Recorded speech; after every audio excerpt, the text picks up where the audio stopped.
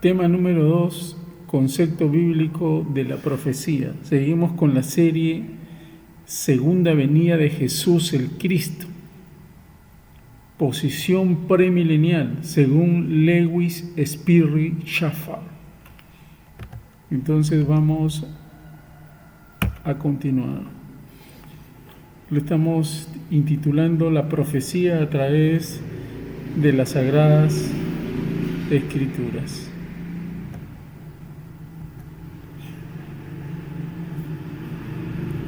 Introducción. En la esfera de la profecía se contempla con claridad la habilidad divina como algo que trasciende las limitaciones humanas. Aparte de la revelación divina, el hombre no puede saber los sucesos de un día. Dios conoce el fin desde el principio, que hace conocer todo esto desde los tiempos antiguos, según Hechos de los Apóstoles, capítulo número 15, versículo 18. Entonces vamos a referenciar algunas citas. 15, 18 dice, estoy leyendo Reina Valera 1960, dice el Señor que hace conocer todo esto desde tiempos antiguos. Eso es lo que dice esa cita. Conocidas son a Dios desde el siglo todas sus obras. Hechos 15, 18, según la versión Reina Valera 1909. Mediante la revelación divina se alivia la limitación humana. Es una ventaja inmensurable para el ser humano tener información acerca del futuro, según Don Sperry Chaffar. El predicador que resuelta y firmemente evita temas proféticos está cometiendo un mal cuyos cálculos solo pueden medirse en el cielo. Lo mismo se puede decir de las obras de teología que no hacen un esfuerzo digno para explicar esa vasta porción de la palabra de Dios. El concepto bíblico de la profecía puede considerarse bajo 6 temas, que es lo que está presentando Don Sperry Chaffar. El profeta, 1, 2, el mensaje del profeta, 3, el poder del profeta, 4, la selección de los profetas, 5, el cumplimiento de la profecía y 6, la historia de la profecía. Empecemos por el profeta. El concepto general del profeta era uno que hablaba el mensaje de Dios. Era la voz de Dios al pueblo. En sentido contrario estaba el sacerdote, que se presentaba a Dios a favor del pueblo. Estos dos juntos definen en tipo 2 aspectos de la mediación de Cristo, porque Él fue profeta y sacerdote en el sentido final de esos términos. En el sentido bíblico, la profecía puede significar predecir o predicar. Mucho más en el Antiguo Testamento era predecir y más predicar en el Nuevo Testamento. Mucho de lo que pronunció el profeta no era de naturaleza de predicción, pero declaró la verdad que Dios le había dado. Su mensaje fue sustentado por "el Señor ha dicho así", una frase del Antiguo Testamento. El profeta del Antiguo Testamento debe observarse que fue identificado familiarmente como el hombre de Dios. Antiguamente fue conocido como el vidente, pero finalmente como el profeta. Según Primera de Samuel, capítulo 9, versículos 8 y 9. Vamos a hacer uso de esa cita. Entonces volvió el criado a responder a Saúl, diciendo: he aquí, se halla en mi mano la 4ª parte de un siclo de plata, pero esto daré al varón de Dios, para que nos declare nuestro camino. Antiguamente en Israel, cualquiera que iba a consultar a Dios decía así: venid y vamos al vidente, porque Al que hoy se le llama profeta, entonces se le llamaba vidente. El profeta fue un patriota, un reformador, uno que buscaba el avivamiento en medio de un pueblo escogido. Su ministerio era una necesidad en tiempos de decadencia espiritual, y sus mismas amonestaciones inevitablemente llegaron a tener el carácter de predicciones. Hay base para un profundo interés en el ministerio del profeta y también en la manera en que él recibió su mensaje de Dios. Los profetas del Antiguo Testamento han hecho énfasis en la forma en que recibieron su mensaje. Había, como siempre, una gran variedad en el método divino de revelar la mente y la voluntad de Dios al profeta. ¿Por qué? Porque la gracia de Dios es multiforme, o sea, de diferentes formas. A estos hombres de Dios se les otorgó poder sobrenatural de ver y oír. Ellos vieron palabras, según Isaías, capítulo 2, versículo 1. Lo que vio Isaías, hijo de Amós, acerca de Judá y de Jerusalén. El mensaje no era propio de ellos. Jeremías 23, versículo 16.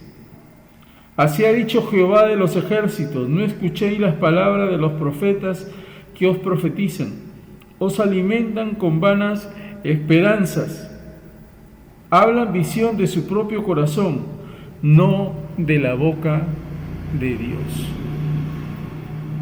También podemos mirar Ezequiel, otra cita, Ezequiel capítulo número 13, versículo 2.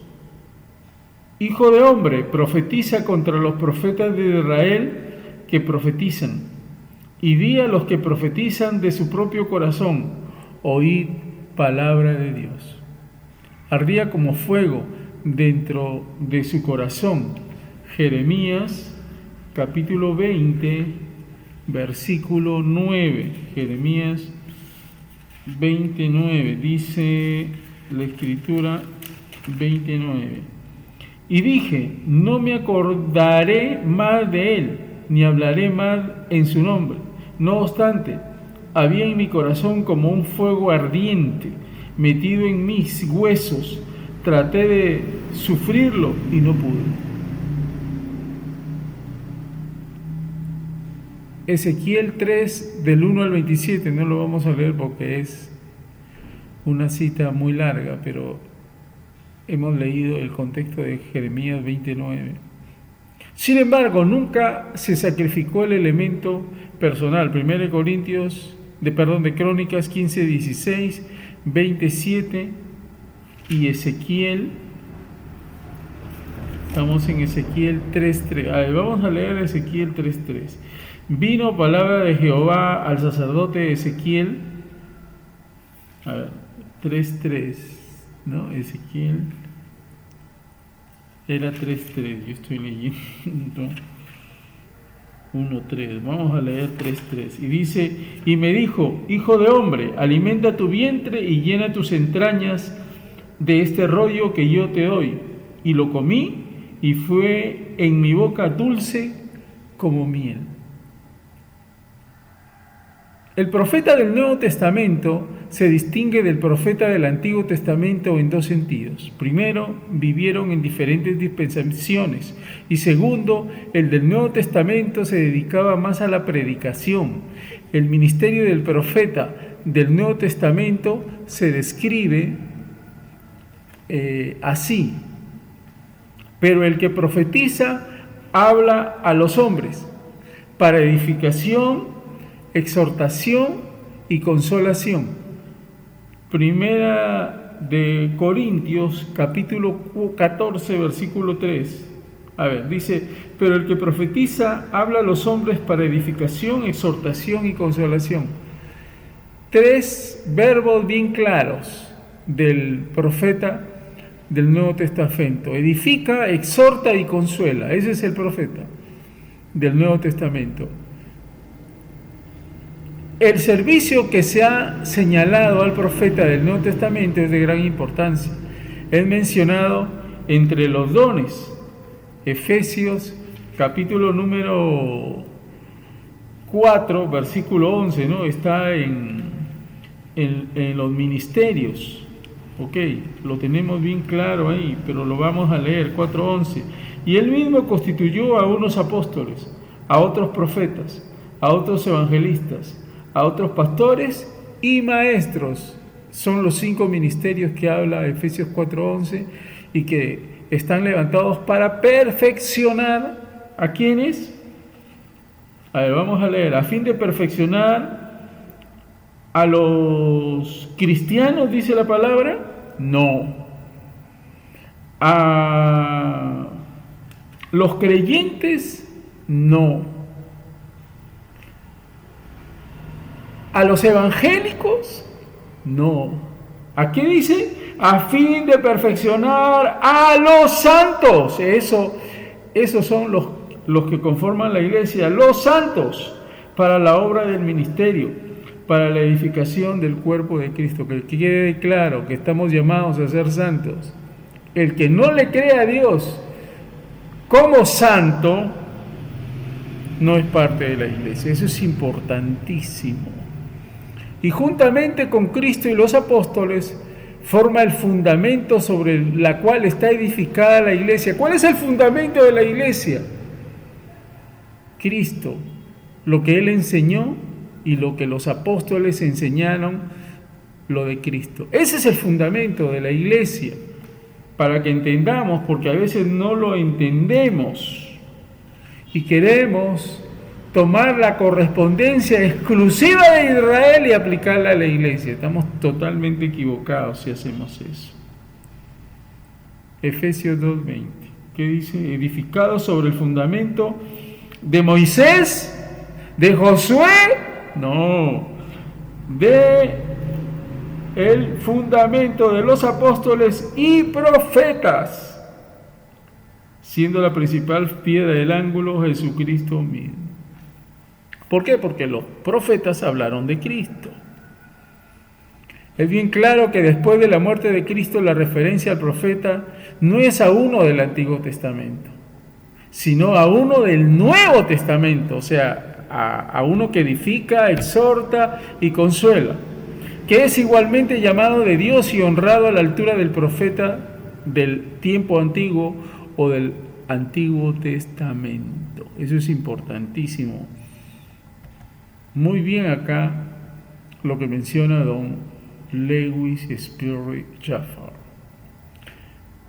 El profeta del Antiguo Testamento, es importante señalarlo, habló conforme Dios le inspiraba. Es una cita muy conocida por nosotros. Segunda de Pedro 1:21 dice, porque nunca la profecía fue traída por voluntad humana, sino que los santos hombres de Dios hablaron siendo inspirados por el Espíritu Santo. No era su mensaje, era el mensaje de Dios, el del profeta. Del mensaje del profeta del Antiguo Testamento escribe el doctor C.I. Scofield. O sea que él también es el que genera la famosa llamada Biblia de Scofield, que es la base de donde sustenta don Sperry Chaffar el premilenialismo, ¿no? Le debe mucho a Scofield. Entonces, ¿qué dice Scofield? Hablando entonces en forma general, la profecía que predice se ocupa con el cumplimiento de los pactos de Palestina y de David, y también el pacto con Abraham tiene su respectivo lugar. Las potencias gentiles se mencionan según su relación con Israel, pero la profecía no se ocupa de la historia mundial de los gentiles, excepto en Daniel, Abdías, Jonás y Nahum. Daniel, como se verá, tiene un carácter especial. Las predicciones acerca de la restauración de la cautividad al final de los 70 años deben distinguirse de aquellas que tratan de la restauración de la presente dispersión en todo el mundo. El contexto es siempre bien claro. el pacto de Palestina. Ya, don Scofield, a la cita de Deuteronomio, capítulo 28, versículo 1 hasta el 39, lo define como pacto de Palestina. Eso es lo que él dice. ¿Y qué dice Scofield? Vamos a leer el 1 y el 39 nada más, pero es todo ese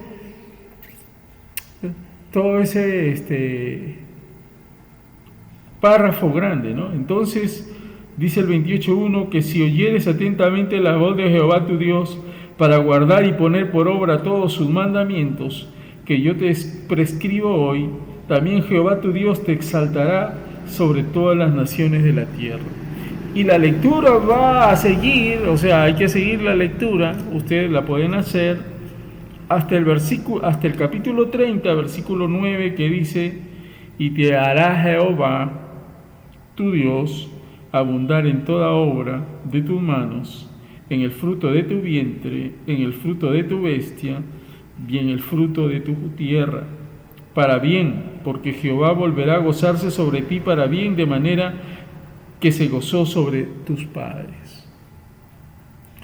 Es el molde de profecía para predecir en su sentido amplio la desobediencia nacional, la dispersión mundial, el arrepentimiento, el regreso del Señor, el recogimiento de Israel y el establecimiento del reino, la conversión y la bendición de Israel y el juicio de los opresores de Israel.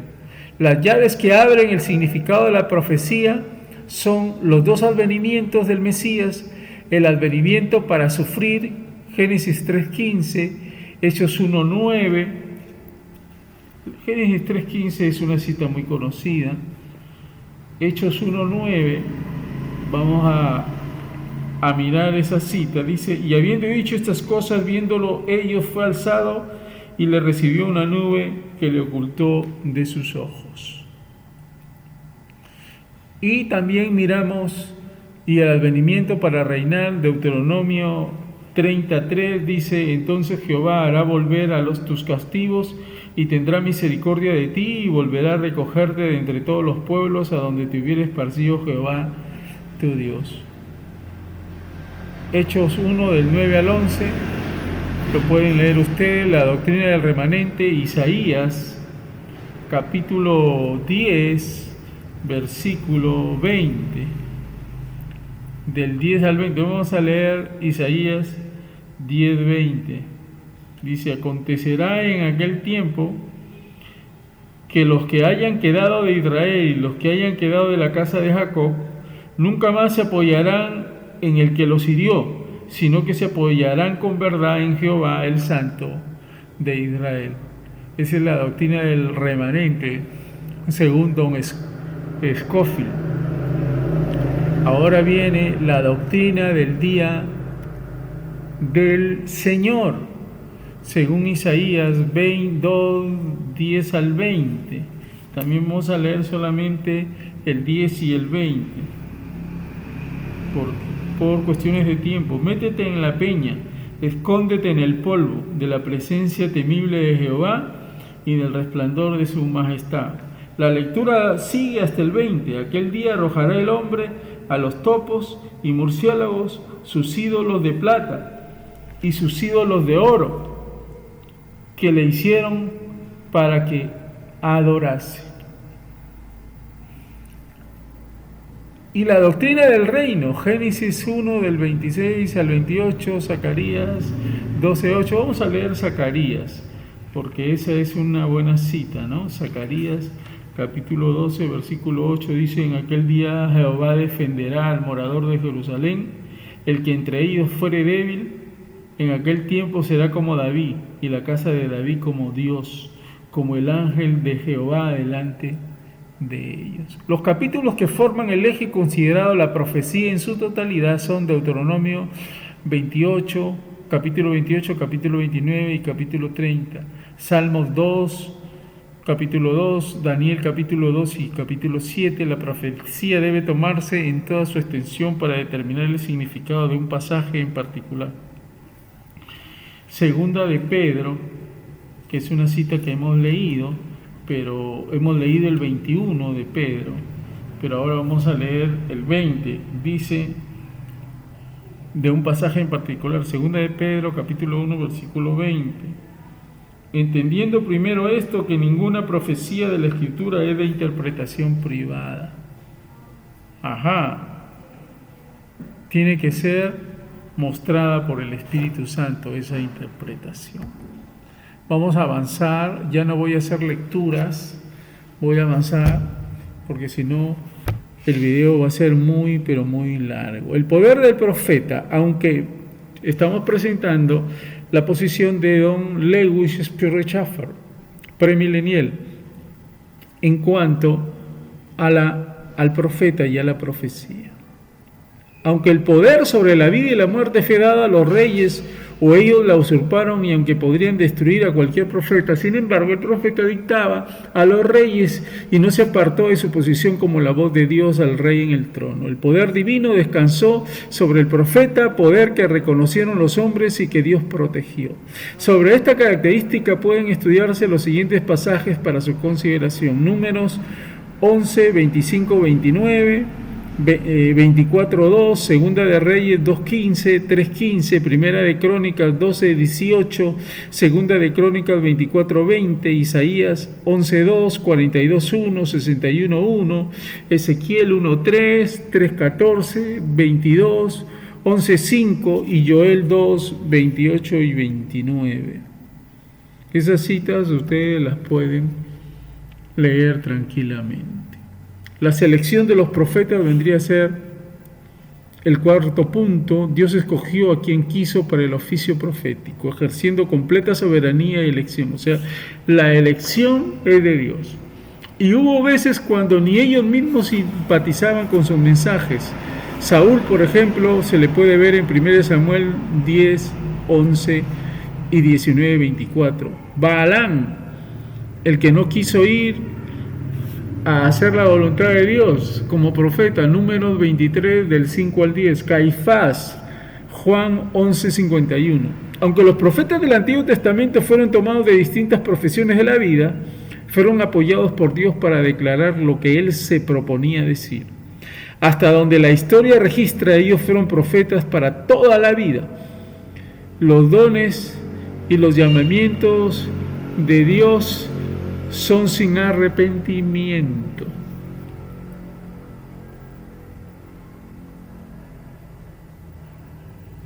Otros dirían son irrenunciables. El quinto punto acerca de la profecía es el cumplimiento de la profecía. El cumplimiento de la profecía es una prueba de que su origen y su carácter son divinos. Dios declaró: y si dijeres en tu corazón, ¿cómo conoceremos la palabra que Dios nos ha hablado? Si el profeta hablara en nombre de Dios y no se cumpliere lo que dijo, si aconteciere, ni aconteciere, es palabra que Dios no ha hablado. Con presunción la habló el tal profeta, no tengas temor de él. Deuteronomio 18, 21 y 22. Las citas las pueden verificar ustedes. El Nuevo Testamento afirma que los eventos sucedieron para que se cumpliese lo que dijo el Señor por medio del profeta. Y esto muestra la integridad de las palabras del profeta verdadero. Un estudio digno de la profecía y su cumplimiento no deja lugar para la incredulidad. Pasamos al último punto, que tenemos muchas diapositivas acá: la historia de la profecía.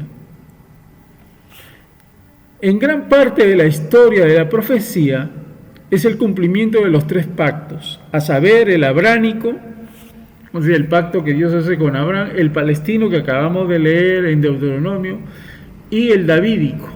Y des en cuenta que el abránico está en celeste y el palestino y el davídico en verde. Eso significa lo terrenal del verde y lo celestial del color celeste. También incluye la realización de dos propósitos divinos, es decir, el propósito terrenal concentrado en Israel y la consumación del mismo, Salmos 2:6, y el propósito celestial concentrado en la iglesia y consumado, según Hebreos 2:10.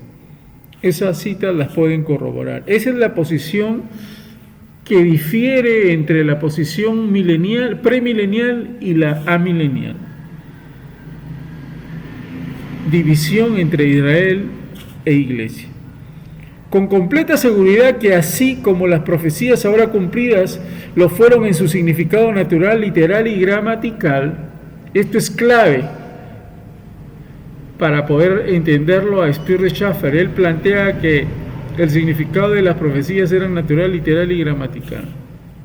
De la misma manera, todas las que restan, que trascienden hasta las edades eternas, serán cumplidas en la forma natural, literal y gramatical, como lo denotan las predicciones. Pero allí hay un grave problema, que yo lo estoy mencionando en las conclusiones, es que la mayoría de las profecías son presentadas encriptadas. Entonces esta posición de don Spirri Schafer es bastante cuestionable, pero eso lo voy a mencionar al final. 4 profetas que sirven de marco de los sucesos.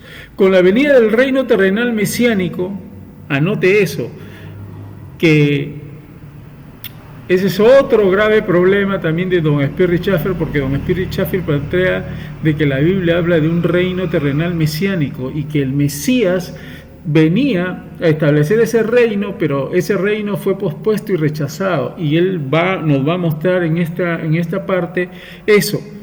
Pero yo lo único que digo es, y soy objetivo, este no es un argumento de la otra posición, sino mi observación nada más. Jesús tuvo un encuentro con Pilatos, ¿y qué cosa le dijo? Le preguntó a Pilatos, ¿tú eres el rey? Jesús le confirmó que sí.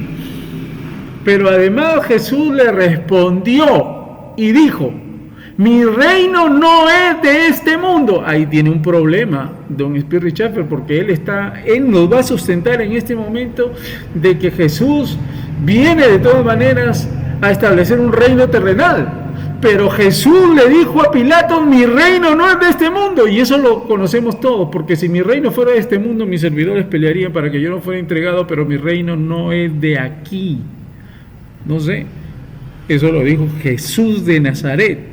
Y entonces ahí don Spirri Schafer entra en tremendos problemas. Ahora, y eso es observación de don Jorge Purizaca, no es observación de ningún otro.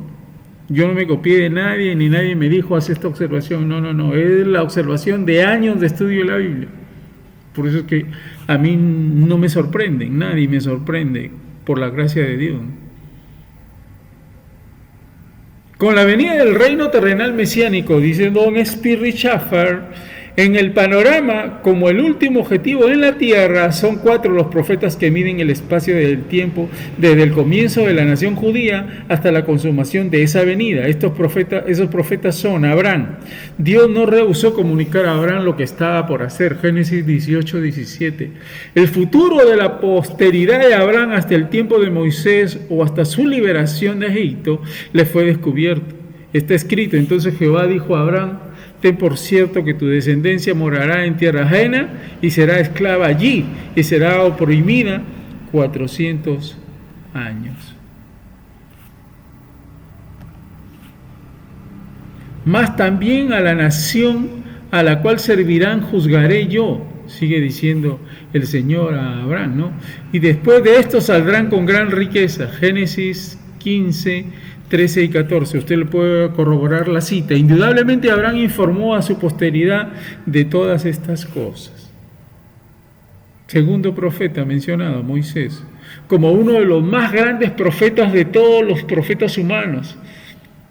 Ojo con eso, profetas humanos. Deuteronomio 34, del 10 al 12. Moisés vio el periodo desde sus propios días a través del tiempo, que Israel continuaría en la tierra 1000 años y hasta el tiempo de la cautividad. Más allá de eso, él solo contempló la venida del reino de bendiciones. Por tanto, Moisés vio hasta los días de Daniel. Tercer profeta, Daniel.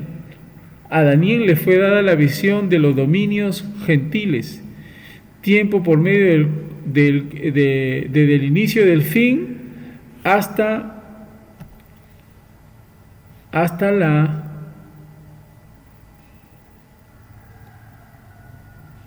reconstrucción de Jerusalén hasta el reino de justicia, él declaró que serían 70 semanas, o sea, 490 años. 79 de los 7, o sea, 486 años, mediría el tiempo del edicto hasta cuando se quitara la vida del Mesías, al Mesías. Queda pues un grupo de 7, o sea, 7 años que Israel experimentará en su historia terrenal antes que se establezca el reino de justicia en la tierra. Daniel 9, del 24 al 27. Como un secreto sagrado que no había sido revelado a los hombres, cuando se quitó la vida al Mesías, o sea, la muerte de Cristo, Dios comenzó la realización de su propósito celestial. Y durante ese tiempo, así como ahora, toda historia claramente judía está suspendida, y tanto judíos como gentiles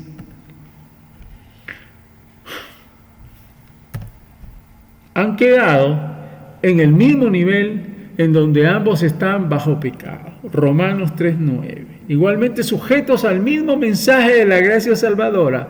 Romanos 10:12. Muchas de las escrituras que presentan este programa de eventos, sea directa o indirectamente, anticipa que los restantes 7 años, que son claramente la conclusión de los 490 años del programa de Israel que vio el profeta Daniel, seguirán su curso como la gran tribulación inmediatamente después de contemplarse el llamamiento de la iglesia, y en el momento cuando sea quitada de la tierra, ese será el tiempo de angustia para Jacob. Jeremías 37. Puede corroborar la cita. Daniel contempló desde sus días hasta el primer advenimiento del Mesías. Daniel 2, 44 y 45. 7, 13 y 14. 9, 27. También esas citas usted las puede corroborar. Y como cuarto profeta es Cristo, Jesús el Cristo, el ungido. En la visión de Daniel se dice quitar la vida al Mesías. El Señor Jesucristo, el último y el más grande de todos los profetas, pronunció predicciones tocantes a una edad no prevista, la que intervendría entre su primera y su segunda venida. Mateo 13, del 1 al 50, 24, del 13 al 8. Pueden corroborar esas citas y leerlas. También dio el hilo ininterrumpido de eventos venideros que conducen al reino terrenal. Cuestionable eso, ¿no? Pero bueno. El arrebatamiento de la iglesia, Juan 14, del 1 al 3. La tribulación sin precedentes, Mateo 24, 21 y 22. La predicación del evangelio del reino, Mateo 24, 14, ¿no? Y será predicado el evangelio del reino por todo el mundo para testimonio de todas las naciones, y entonces vendrá el fin. La venida del desolador, Mateo 24, 15. La gloriosa aparición del Mesías, Mateo 24, 27. El recogimiento de Israel, Mateo 24, 27. El juicio de Israel, Mateo 24, del 37 al 25, 30. Y el juicio de las naciones, Mateo 25, del 31 al 46. Así pues, como el último de los profetas, Cristo contempla la conexión de esa historia previamente sostenida por Abraham, Moisés y Daniel, y la trae a consumación que vieron estos 3 hombres de Dios. También el periodo del reino de la tierra será caracterizado por la profecía. Lucas 2, 28 y 29, Hechos 2, 16 al 18. Esa es la posición de don Spirre Schaffar, que la voy a comentar cuando vengan las conclusiones. Juan el Bautista cumplió la predicción de Isaías 40 del 3 al 5, que dice: voz que clama en el desierto, preparad camino a Dios, enderezad calzada en la soledad a nuestro Dios. Todo valle sea alzado y bájese todo monte y collado, y lo torcido se enderece y lo áspero se allane, y se manifestará la gloria de Dios, y toda carne juntamente la verá, porque la boca de Dios ha hablado. Este pasaje está relacionado a los dos. Y eso se cumplió, porque Juan fue el que preparó el camino a Jesús, o sea, Dios mismo. Versículos que preceden, que restringen su aplicación a Israel y a su esperanza mesiánica. Ya esa es una interpretación de don Spirre Schaffar. Los términos mi pueblo y Jerusalén, como se muestra en el Antiguo Testamento, no pueden considerarse como dirigidos directamente a la iglesia. Pero hay que recordar que la iglesia no aparece con la revelación de Pablo. La iglesia, hay que mencionarlo, como dice Pablo, ha sido concebida por Dios desde antes de la fundación del mundo. Eso es importantísimo, no aparece en el Nuevo Testamento solamente, aparece en la mente de Dios desde antes de la fundación del mundo. Eso es importante mencionarlo. Estos versículos restrictivos dicen: consolaos, consolaos, pueblo mío, dice vuestro Dios, hablad al corazón de Jerusalén, decirle a voces que su tiempo es ya cumplido, que su pecado es perdonado, que doble ha recibido de la mano de Dios por todos sus pecados. Isaías 41 y 2. Él dijo: porque este es de quien está escrito: he aquí yo envío mi mensajero delante de tu faz, el cual preparará tu camino delante de ti. De cierto os digo. O sea, ahí está jurando por sí mismo Dios. Cuando en la Escritura aparece el de cierto os digo, o de cierto os digo, Dios está jurando por sí mismo, porque no hay otro mayor que Él. Entre los que nacen de mujer no se ha levantado otro mayor que Juan el Bautista. Ajá, pero yo le pregunto, ¿Jesús no había nacido de mujer? Porque dice: entre los que nacen de mujer no se ha levantado otro mayor que Juan el Bautista. Póngase a pensar en eso. Yo siempre he enseñado que María no es la madre de Jesús, es la madre sustituta, sí. Pero ahí lo dejo nomás. Usted mírelo. Juan el Bautista, pero el más pequeño en el reino de los cielos, mayores que él. Mateo 11, 10 y 11. En todas las generaciones precedentes, ninguno más grande que Juan se levantó jamás. Y sin embargo, en el reino, el más pequeño se puede traducir uno que es menor, en el reino es mayor que él. Es cierto que en la iglesia el que es menor es exaltado a una posición superior a la que le fue dada a Juan. Por esa maravillosa salvación completa por gracia, esta verdad escasamente comprendida por muchos ha hecho que algunos supongan que la iglesia es el reino al cual se refirió Cristo. Muy controversial todo esto. El que es menor en el reino tan grande es esa clase de posición. El mayor que Juan, en cuanto a la declaración de Cristo en el siguiente versículo acerca de aquellos que actúan violentamente durante el breve periodo entre el ministerio de Juan y el momento en el cual habló Cristo, el Rey, y sus heraldos sufrieron violencia, y este es el más grande e importante significado del pasaje. Pero también es cierto que algunos estaban llegando a ser de manera resuelta sus discípulos. Lucas capítulo 16. Cristo dijo: ¿por qué todos los profetas y la ley profetizaron hasta Juan? Porque todos los profetas y la ley profetizaron hasta Juan. Es una afirmación. Y es verdad, 11:13. Y esto está en armonía con el hecho evidente de que Juan vio el reino, que fue el tema de la predicación de Juan, de Cristo y de los discípulos hasta que el Mesías fue rechazado y pospuso su reino. Esa es una interpretación también ya de don Spirri Chaffar. El reino era la esperanza nacional y ningún otro objetivo había sido introducido. Por tanto, no era posible que algún programa nuevo no anunciado fuera el tema de esa predicación para toda la nación. Interpretación también de don Spirri Chaffar. El encarcelamiento del precursor, o sea, de Juan el Bautista, y la decapitación de Juan el Bautista, o sea, de este mismo precursor, Mateo 11:2 y Mateo 14:10, y la crucifixión del mismo rey, sirven como evidencias finales de que el reino fue rechazado. Interpretación también de don Spirri Chaffar, porque, como lo vuelvo a reiterar, por boca del rey él dijo: mi reino no es de este mundo. Está en graves problemas lo que está diciendo don Spirri Chaffar. Yo lo mando a la Biblia. He aquí donde se hace fácil suponer otra vez que todo el programa de Juan había sido una aventura sin autorización, es decir, si se hace caso omiso de los hechos. Pero cuando se estudian los hechos debidamente, se tendrá que ver que Juan actuó precisamente como se le señaló por Dios, para dar un anuncio genuino de la presencia del rey y su reino. y que él no podía saber que el reino sería pospuesto, se refieren a Juan, por la misma autoridad divina que lo había diseñado, aparte de la única declaración de Juan el Bautista que se encuentra en Juan 1:29 y en el 16-17 de ese mismo capítulo, que tiene lugar peculiar en ese evangelio. La predicación del precursor se expresa, o sea, de Juan, en las palabras: en aquellos días vino Juan el Bautista predicando en el desierto de Judea y diciendo: arrepentidos, porque el reino de los cielos se ha acercado. Por si acaso, es reino de los cielos, no es reino terrenal. Esto también fue el primer mensaje de Cristo. Mateo 4:17, Romanos 15:8. Y el de los discípulos, Mateo 10, del 6 al 7. El mensaje anunciaba lo que era entonces un proyecto nuevo, que toda la nación ciertamente anticipaba, pero sin precedente de los tiempos anteriores.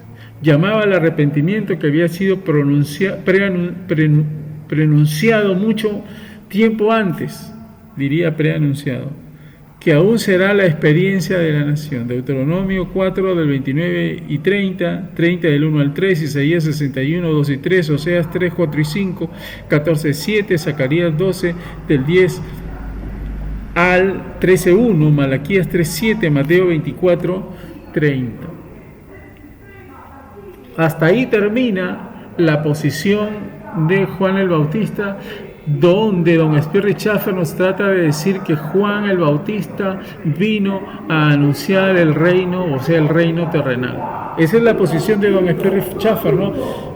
Y que establece sencillamente las diferencias entre la posición amilenial y la posición milenial.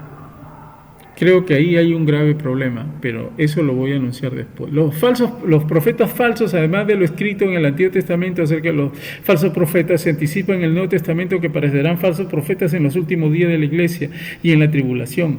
En esta conexión deberán considerarse los siguientes pasajes bíblicos: Mateo 7:15, 24, 11, 24 y el capítulo 24. 11 y el versículo 24, del 24, Marcos 13:22, Hechos 16:16, 1 Corintios 14:29, 2 de Pedro 2:1, 1 de Juan 4:1, Apocalipsis 16:13, 19:20 y 20:10. Los espíritus malos siempre han tratado de imitar la obra del verdadero profeta. Estas limitaciones han encontrado expresión mediante los adivinos y mediums. Levítico 19, 26, 26 y versículo 27 del 20, Deuteronomio 18 del 10 al 11, 1 Samuel 28, 9, Isaías 8, 19. Una clasificación de las profecías escritas en el Antiguo Testamento. Esto es importantísimo. Profetas antes del exilio. Miren ustedes, o sea, antes de que se vayan a Babilonia.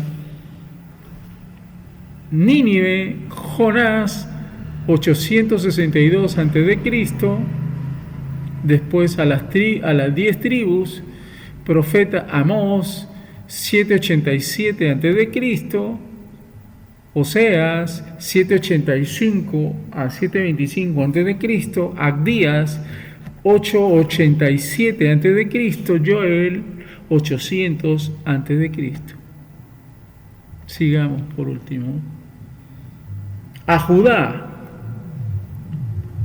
Isaías 760 al 698 a.C., Miqueas 750 al 710 a.C., Nahum 713 a.C., Habacuc 626 a.C., Sofonías 630 a.C., Jeremías 629 a.C.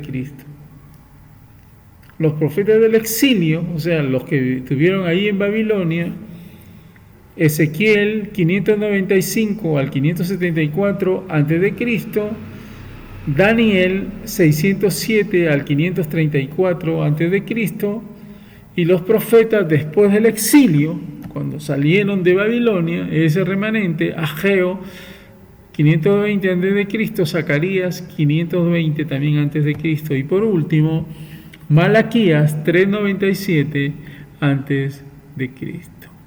Ahí vienen las conclusiones. de dos posiciones, entre las muchas, ¿no?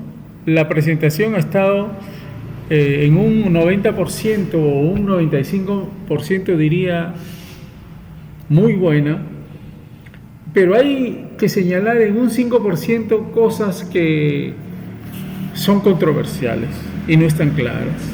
La posición premilenial sostiene que las profecías serán cumplidas en la forma natural, literal y gramatical, como lo denotan las predicciones, dice Don Spirit Schaffer. Pero es importante señalar que no siempre es así, sino que la profecía en general se presenta en un lenguaje encriptado. Si no, veamos cómo habla la famosa estatua de Daniel, ¿no? Y ahí hay lenguaje encriptado y se tiene que establecer una interpretación en lenguaje sencillo. O si no, veamos Apocalipsis también, que es profecía y tiene un lenguaje encriptado. Ahí choca lo que dice Don Spirit Schaffer. También la mención, el otro choque y el otro gran problema que tiene Don Spirit Schaffer es que también la mención del reino terrenal y pospuesto, según lo menciona esta posición, tiene un gran problema.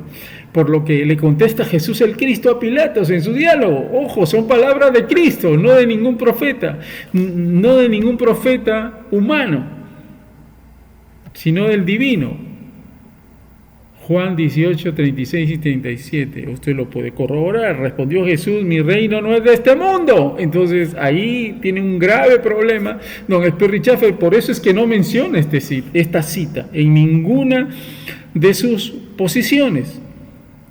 Si mi reino fuera de este mundo, que es lo que dice Don Spirit Schaffer, que se debe establecer un reino terrenal, o sea, en este mundo, mis servidores pelearían, dice el Señor. No, es que se pospuso. Ya pues, pero en todo caso Jesús le hubiese dicho: sí, mi reino es de este mundo, ¿no? Y lo he pospuesto. No, eso no dijo Jesús. Jesús dice: mi reino no es de este mundo. Y si mi reino fuera de este mundo, mis servidores pelearían para que yo no fuera entregado a los judíos, pero mi reino no es de aquí. Le dijo entonces Pilato: luego, ¿eres tu rey? Respondió Jesús: tú dices que yo soy rey. Yo para esto he nacido y para esto he venido al mundo, para dar testimonio a la verdad. Todo aquel que es de la verdad oye mi voz. Excelente respuesta. Puedes ver otros estudios y suscribirte, porque ahí tengo ya subido toda la carta a los Efesios, que es la carta a la iglesia. Por favor, si usted no la ha visto, lea o mire esas lecciones, porque todos estamos llamados a ser santos. Este canal YouTube, Jorge Luis Purizaca Ruiz junto, así como aparece. Y también apoya, por favor, este ministerio. Y aquí sí voy a presentarte las citas de Proverbios 11, 24 y 25. Dice: hay quienes reparten y les es añadido más. Esa es la aritmética de Dios. Hay que repartir para ser añadidos más. Y hay quienes retienen más de lo que es justo, pero vienen a pobreza. La avaricia, lo que quiere decir el proverbista, trae pobreza más bien. El alma generosa será prosperada, y el que saciare, él también será saciado. Y hay que mirar también Gálatas, es una cita muy buena. Gálatas, en el capítulo número 6, miremos Gálatas en el capítulo 6, versículo del 6 al 9. El que es enseñado en la palabra, haga partícipe de toda cosa buena al que lo instruye. Si has sido bendecido por este estudio, haz lo que te dice la Escritura. No os engañéis, Dios no puede ser burlado, pues todo lo que el hombre sembrare, eso también segará. Por el que siembra para su carne, de la carne segará corrupción, mas el que siembra para el Espíritu, del Espíritu segará vida eterna. No nos cansemos, pues, de hacer el bien, porque a su tiempo segaremos si no desmayamos. Que la gracia de Dios que las riquezas de la gracia de Dios nos continúen bendiciendo en todo.